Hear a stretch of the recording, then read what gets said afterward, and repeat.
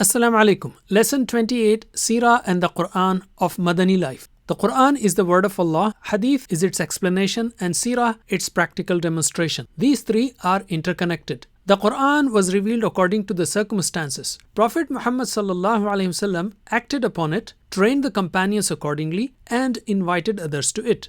Madani surahs are generally longer, verses in them are longer, and their words are relatively simple.